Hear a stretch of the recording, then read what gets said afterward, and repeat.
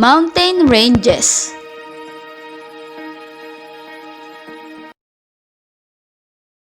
In the previous video, you have already seen what happens at a convergent plate boundary when an oceanic plate is involved. One plate will dive below the other and there is subduction. This video explains what happens when two continental plates collide. Suppose there is a subduction zone where an oceanic plate dives below a continental plate. The rest of the plate is also pulled by the slab pull. It may happen that there is both oceanic and continental crust on that plate. Due to the movement of the plate, the continental crust also arrives at the subduction zone. Now two continental plates collide.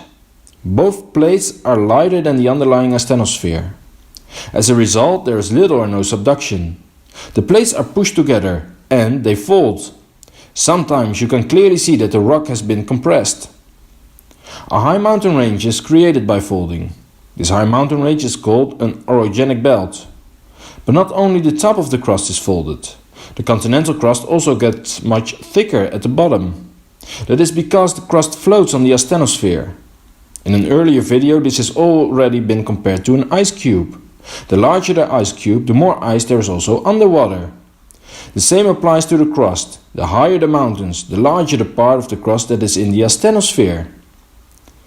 The crust under a mountain range is therefore very thick, up to a maximum of about 80 kilometers. Just like a convergent zone in which an oceanic plate is involved, there can also be very serious earthquakes at this plate boundary. But because there is no subduction, there are no volcanoes. The African plate and the Indian plate move north against the Eurasian plate. Because of this convergent movement, many mountains have been formed from Morocco to India, including the Alps and the Himalayas. This movement to the north started about 60 million years ago. All these mountain ranges were therefore created in the same era. The mountain formation in this period is also called the Alpine orogeny. Orogeny means mountain formation. The term Alpine orogeny therefore means a geological period in which all of these mountains originated. There have also been earlier periods in which mountain ranges were formed. For example, the Ardennes and the Scottish Highlands were formed during these periods. Due to erosion and weathering, the Ardennes were completely torn down. Other mountain ranges have even disappeared completely. In this video you have seen that with a convergent plate boundary in which only continental plates are involved, mountain ranges are created. There are also heavy earthquakes. However, unlike our convergent plate boundary involving an oceanic plate, there are no volcanoes.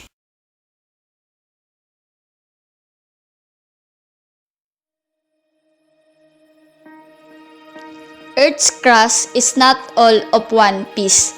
According to plate tectonics, the lithosphere is broken into huge plates that slides under, over, and past each other, resulting to mountain building, volcanism, earthquakes, and other phenomena.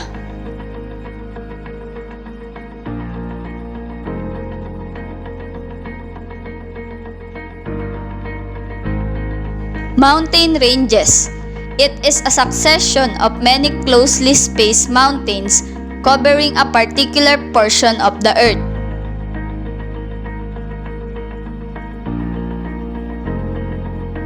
Wave Beats Music.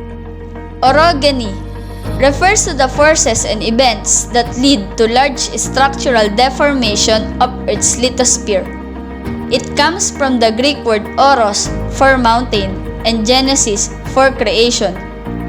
Orogeny is a product of movements of tectonic plates. During orogenesis, deformed rocks called orogens or orogenic belts are formed as the continental plate is crumpled and pushed upwards. The end product of this geological process is a landmass we simply call as mountain.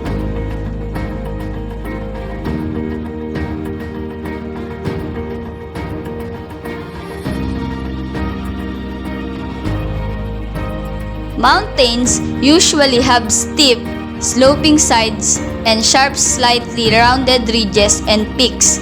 The primary features of a mountain include the top or summit, the slope or side of the mountain, and a very steep valley between young mountains known as gorge.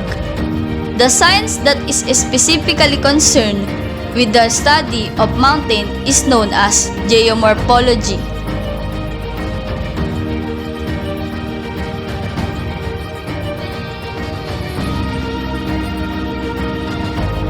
There are three stages of mountain building. Stage 1, accumulation of sediments. Stage 2, orogenic period of rock deformation and crustal uplift. Stage 3, period of crustal uplift caused by isostatic rebound and block faulting.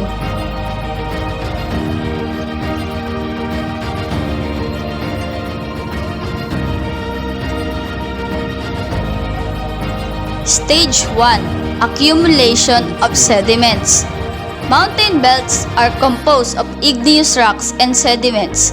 These accumulated layers can reach up to several kilometers in thickness. They came from nearby terrestrial land masses.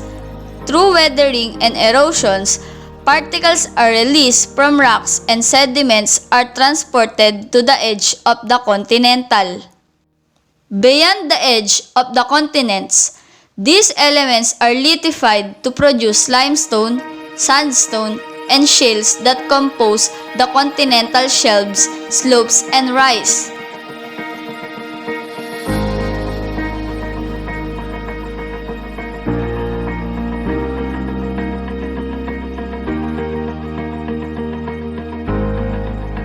Stage 2, orogenic period of rock deformation and crustal uplift.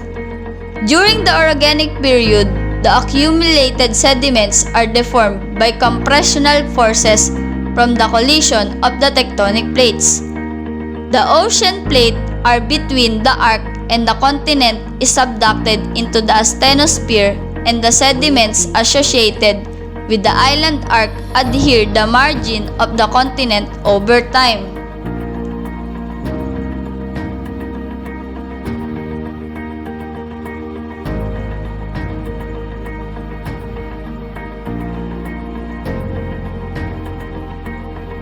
Stage 3, period of crustal uplift caused by the isostatic rebound and block faulting.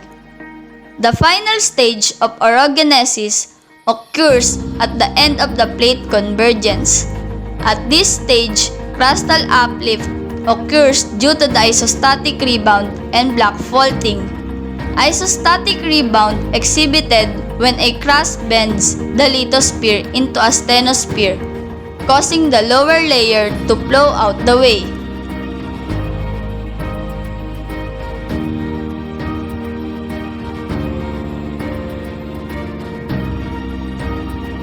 Characteristic of mountain ranges. Most mountain ranges are typically located in the Pacific Ring of Fire. It may consist of several valleys and rivers channel. It is also composed of several peaks. Famous mountain ranges in the world are the Himalayas, Andes, the Appalachians, the Alps, Rocky Mountains, and the Great Dividing Range.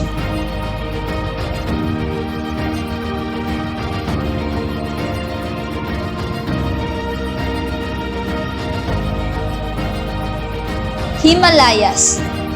It is the highest mountain range and also the youngest in the world. Himalayas comes from the Sanskrit language and means the house of snow or the snowy range. It is a home to the world's highest peaks including Mount Everest. It has a record of elevation about 1,000 feet above sea level.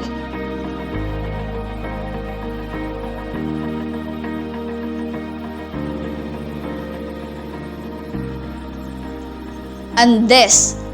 It is the longest mountain range in the world. The Andes Mountains extend along the entire west coast of South America.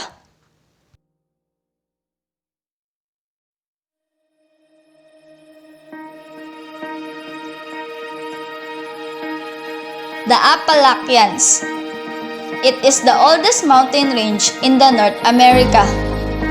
Appalachians stretches southwestward for about 1,500 miles from Quebec in Canada to Alabama. Approximately, it is formed 480 million years ago. It is composed of 40 peaks that reach over 6,000 feet.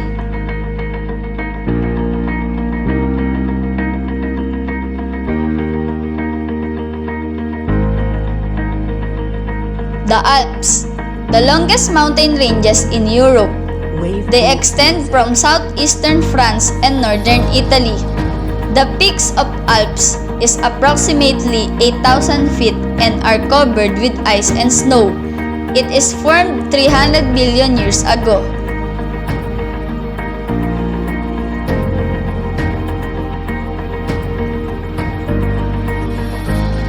Rocky Mountain. It is the major mountain range in western North America, informally known as Rockies. Approximately, the length of this range is 6,035 kilometers. It is formed 55 to 80 million years ago. The highest peak of it is about 4,401 meter.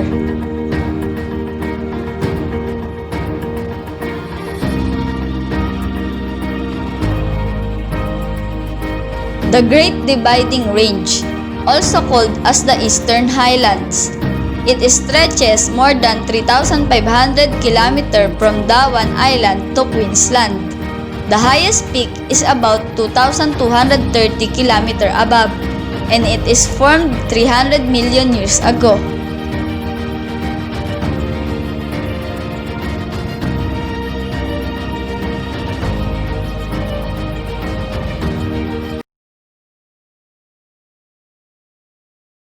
I hope you have never been in a car accident, but I know we all have seen one in our lives. If you have watched many movies, you almost certainly have. Have you noticed how even when the car is no longer at the accident site, you can tell what happened to it, like where it was impacted, how fast it was going, or the other car was going, and what part was hit first? Even without impacts, perhaps you can piece together what happened when a scratch shows up on the side of the car.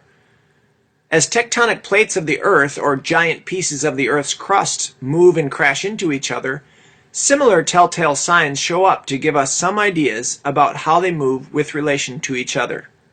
The theory of plate tectonics states that the crust of the Earth is broken up into large pieces, or plates, that move around by floating on top of the liquid layer of the Earth known as the mantle. This process is driven by convection currents within the mantle. Convection currents are formed by hot magma near the core rising towards the surface, while cooler magma near the crust sinks, setting up a current that causes the plates to move. These currents are the primary driving force behind plate movement. This theory was the result of decades of work and observations made of the Earth's surface. It is still the first model to neatly explain all the pieces of data scientists couldn't explain when they thought the surface of the Earth was stationary.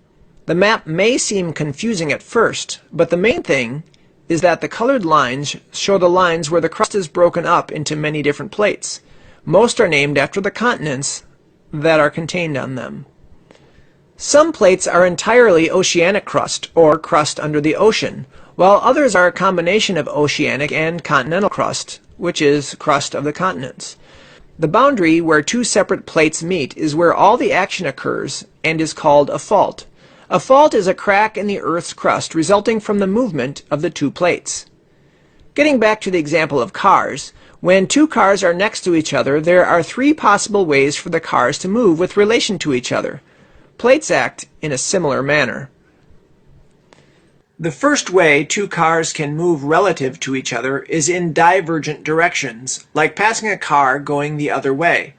Plates also can pull apart from each other. This is known as a divergent boundary. A divergent boundary is a fault where the two plates are moving away from each other. Now, as plates pull apart, several things may occur. First of all, volcanic activity is common in these areas, since mantle easily moves to the surface through the thin fractured rock as it separates. Volcanoes are a sign of a divergent boundary. This happens all along the mid-ocean ridge, where magma is constantly streaming to the surface, creating new ocean floor as the plates separate. If a continent happens to be a place where a divergent boundary occurs, then the continent will begin to be torn apart as the sides of the plates separate, creating a rift valley. The African Rift Valley in East Africa is an example of this occurrence. Eventually, the ocean will separate East Africa from the rest, making a large island.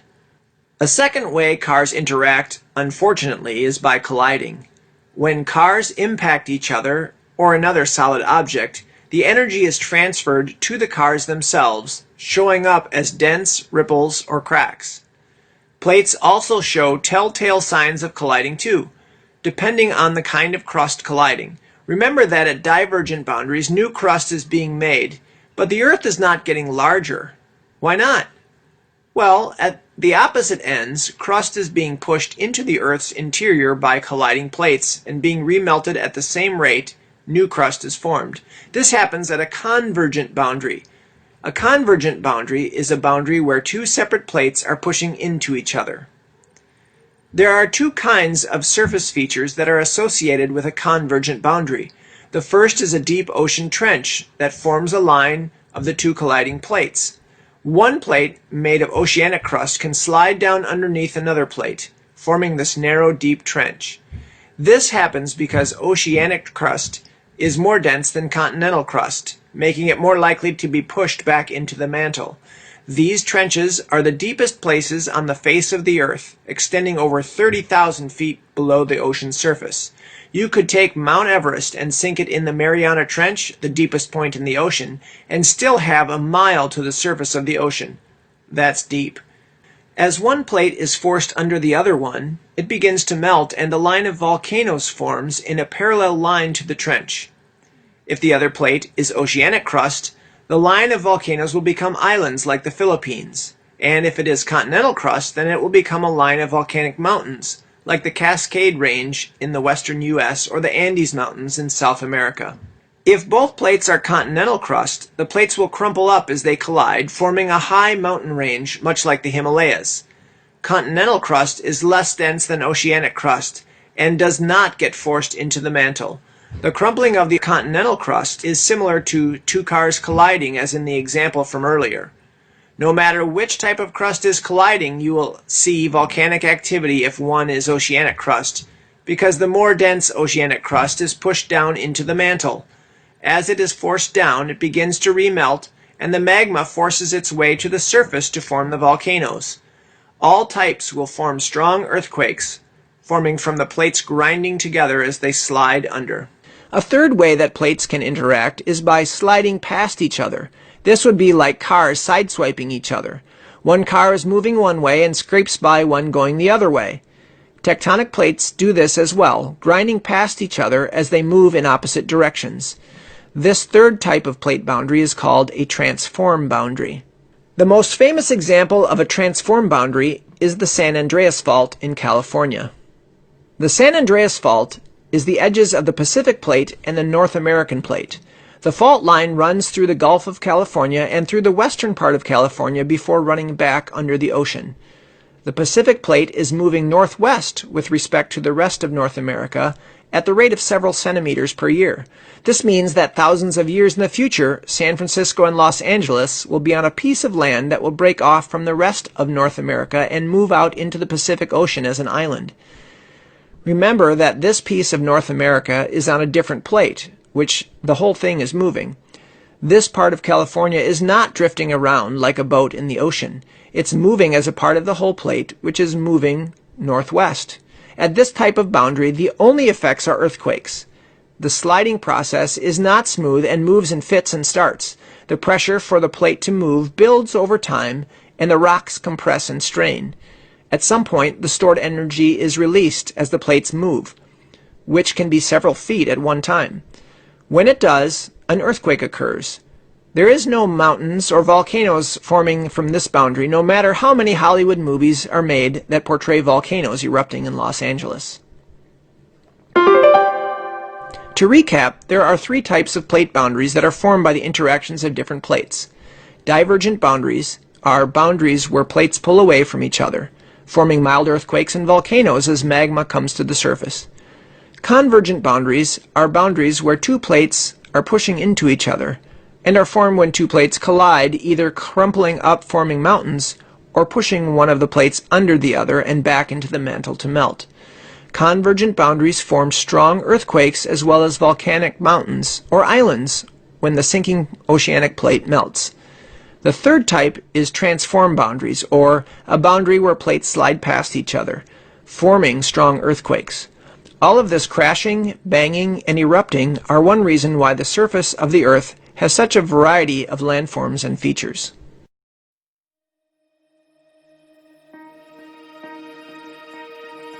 Lesson 2. Plate Boundaries.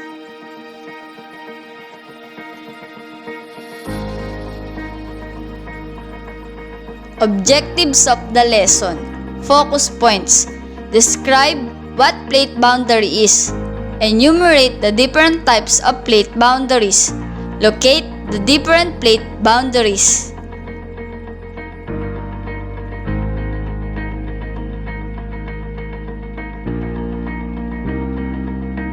Seafloor spreading and continental drift are inseparable concepts in geology.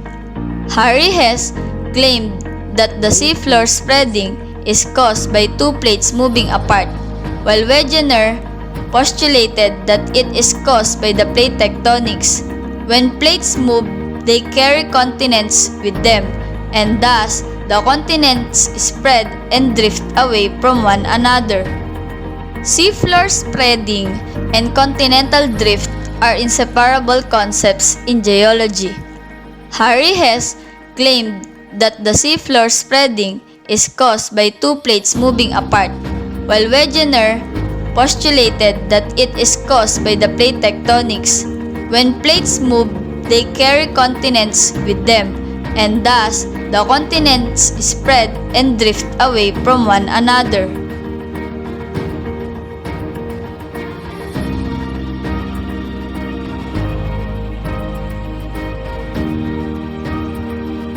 Plate boundaries. A boundary between two plates. There are three types of plate boundaries: divergent boundaries, convergent boundaries, and transform fault boundaries.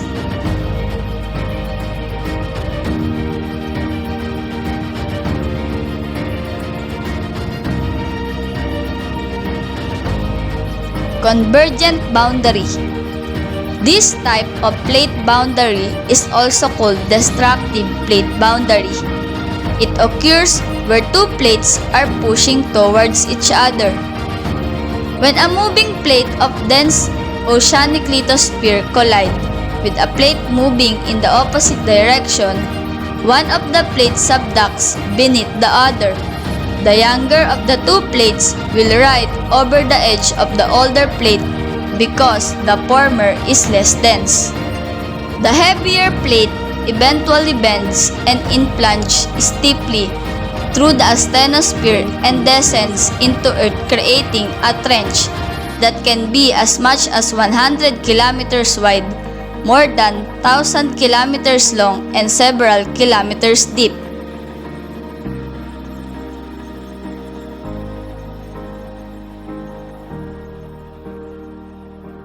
Subduction zones are the regions where a portion of the tectonic plates are diving beneath other plates in the Earth's interior.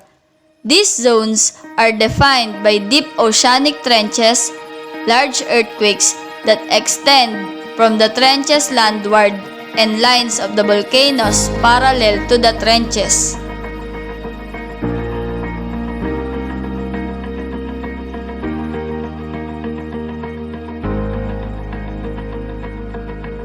There are three types of convergent boundaries: oceanic to oceanic convergence, oceanic to continental convergence, and lastly, continental to continental convergence.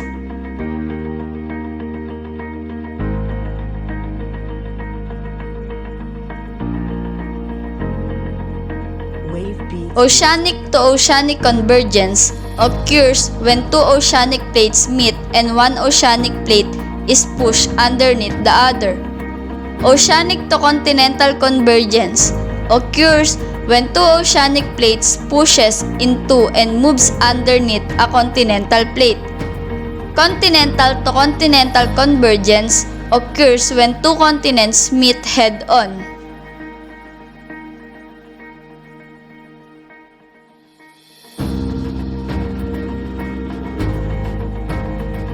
Divergent boundary is a zone where two lithospheric plates move apart from each other, also known as constructive boundary. This plate boundary is characterized by tensional stresses that normally produce long-ribbed zones, normal faults, and basaltic volcanism.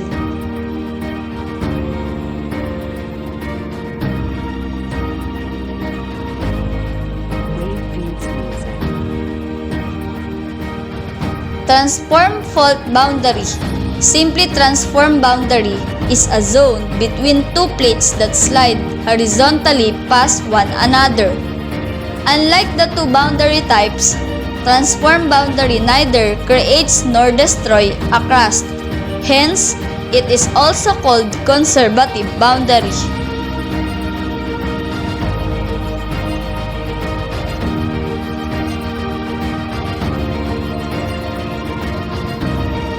And for the summary, the generally accepted plate tectonic theory states that the surface crust of Earth is composed of large and small segments called plates. These plates have the ability to move horizontally by gliding over the asthenosphere. As the plates collide with each other at the plate boundaries, subduction occurs, resulting to the occurrence of volcanic eruption, earthquakes, and mountain building. Earth's lithosphere is broken into tectonic plates. The boundary between the plates are called plate boundaries, each of which has its own characteristic geologic features and processes, based upon their motion with respect to one another. These plate boundaries are classified into three: convergent boundaries, divergent boundaries, and transform fault boundaries.